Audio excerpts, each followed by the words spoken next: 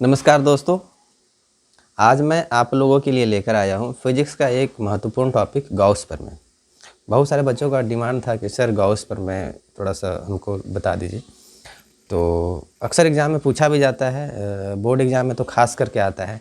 तो चलिए हम लोग इसको पहले समझ लेते हैं और इसका आप नोट्स भी बना लें, एक बार रिवीजन कर ले तो आपके एग्ज़ाम में अच्छे से हो जाएंगे। चलिए, तो गॉस प्रमेय कहता है कि मुक्त आकाश में यानी हवा में किसी बंद पृष्ठ S में से गुजरने वाले कुल वैद्युत फ्लक्स, जिसको फाई से सूचित करते फ्लक्स को, इसका मान पृष्ठ द्वारा घेरे गए कुल आवेश Q के 1/ε0 गुना के बराबर होता है। सिंपल इसको समझते हैं, ये तो हमारा गॉस प्रमेय हो गया, लेकिन हम समझते कैसे देखिए पहले।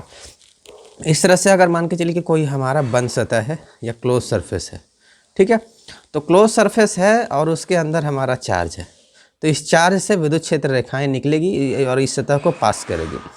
तो विद्युत क्षेत्र रेखाएं जो निकलेगी वो विद्युत फ्लक्स कहलाएगी, और उस फाई का जो मान होगा यानी विद्युत फ्लक्स का जो मान होगा वो इसमें रखे आवेश जो कि Q है और गुना 1/ε0 के बराबर होगा। यानी इसमें रखे आवेश और 1/ε0 को एक गुणनफल के बराबर जो होगा वो फाई विद्युत फ्लक्स का मान होगा। यानी कितना फ्लक्स इस बंद सतह से पास करेगा, तो इसमें चार्ज गुना 1/ε0 के बराबर। डैट इम्प्लाई हम यहाँ पे लिख सकते हैं कि विद्युत फ्लक्स फाई बराबर Q/ε0।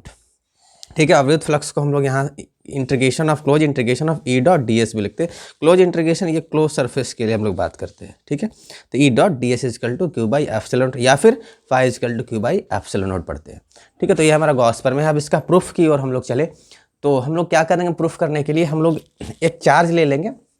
एक चार्ज हम लोग Q ले लेते हैं, ठीक है, जो बिंदु O पर है, और इसके अराउंड हम लोग एक गोला बना लेंगे और इस गोले का नाम दे देंगे S, और वो हमारा गॉसीय गोला या गॉसीय पृष्ठ, ये ऊपर बाहरी भाग जो है गॉसीय पृष्ठ कहलाएगा। ये किस प्रकार का पृष्ठ है, तो गोलाकार है, ठीक है।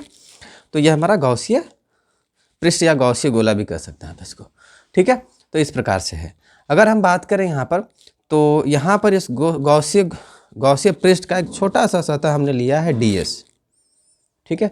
और यहाँ पर चार्ज है तो विद्युत क्षेत्र को हमने दिखाया है इस ओर, जो कि विद्युत क्षेत्र यहाँ पर है, और n कैप जो है वो सतह की दिशा को दिखाने के लिए है, और ये जो r आप देख रहे हैं वो ये गॉसीय गोले की त्रिज्या है, जो कि मैंने यहाँ पर लिख दिया है, ठीक है। तो अब हम लोग समझे कि कैसे हम लोग इसको फाई इजकल टू Q/ε0 लेकर आए। तो हम लोग को एक बात पता होना चाहिए कि अगर ये चार्ज यहाँ पर Q है, तो यहाँ पर चार्ज Q है, तो इस यहाँ पर हम लोग को विद्युत क्षेत्र निकाला जा सकता है।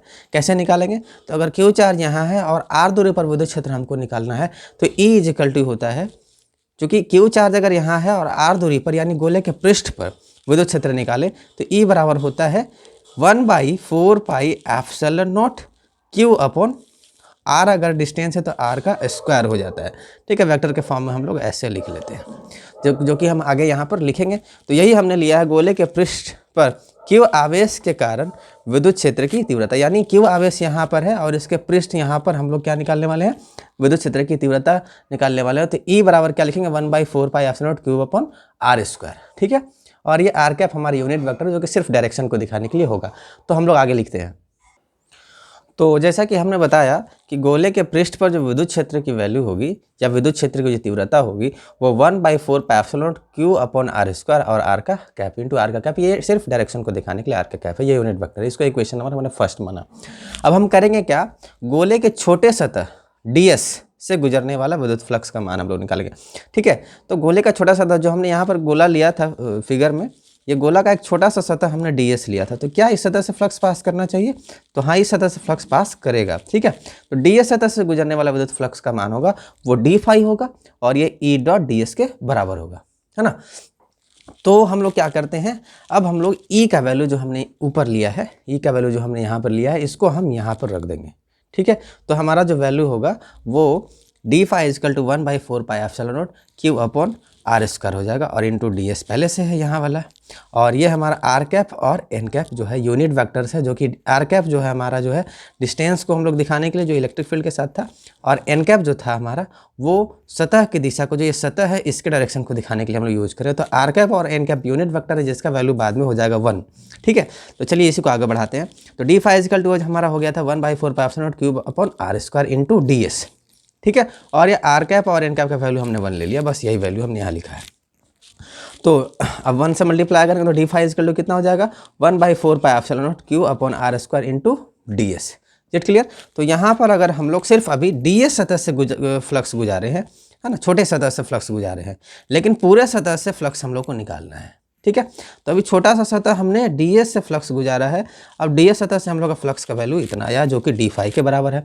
अब संपूर्ण सतह एस से गुजरने वाला विद्युत फ्लक्स का मान हम लोग निकालेंगे। तो कैसे निकालेंगे, तो हम लोग दोनों तरफ इंटीग्रेट कर देंगे, यानी डी फाई को एस तक के लिए हम लोग बात करेंगे और इधर जो हमारा वैल्यू होगा वो पूरे एस तक के लिए हम लोग को निकल कर आएगा, ठीक है, विद्युत फ्लक्स का मान। तो अब हम लोग क्या करेंगे, चूँकि डी फाई का इंटीग्रेशन करेंगे तो फाई हो जाएगा और इसमें कांस्टेंट वाले टर्म को हम लोग बाहर कर दें, जो कि कांस्टेंट का इंटीग्रेशन नहीं होता है। तो हम लोग कांस्टेंट को बाहर कर दिए, यानी 1/4 pi epsilon naught Q upon R square को बाहर कर दिए, तो अंदर हमारा डी एस बचता है। और डी एस कहाँ तक फैलना चाहिए, तो ये गोला अगर है तो ये छोटा सा सतह हमारा डी एस था, अब इसको पूरे गोले के पृष्ठ तक फैलना चाहिए, ठीक है, पूरे गोले के पृष्ठ तक फैलना चाहिए। तो गोले का जो पृष्ठ क्षेत्रफल होता है वो 4 पाई आर स्क्वायर होता है। अब इधर ऑलरेडी यहाँ से 1/4 pi epsilon naught Q upon R square है, 1/4 pi epsilon naught Q upon R square. तो यहाँ पर अगर हम देखें तो आर स्क्वायर से आर स्क्वायर कैंसिल, 4 से 4 कैंसिल, पाई से फाई कैंसिल, यानी हमारा फाइनली जो बच जाता है वो हो जाता है phi is equal to Q by epsilon naught. यहाँ पर ध्यान ये रखना है कि ये D S Q 4 pi epsilon naught R square हो गया, ये 4 पाई आर स्क्वायर हो गया, क्योंकि गोले का जो पृष्ठ क्षेत्रफल होता है वो 4 पाई आर स्क्वायर होता है। अब हम क्योंकि डी एस जो है वो पूरे गोले के पृष्ठ तक जाएगा, यानी पूरे गोले के पृष्ठ से या पूरे गोले के भाग से जो है विद्युत फ्लक्स गुजरना चाहिए। तो हम लोग को कुल फ्लक्स फाई निकलेगा और वो कितना होगा क्यू बाई एप्सिलॉन नॉट के बराबर होगा।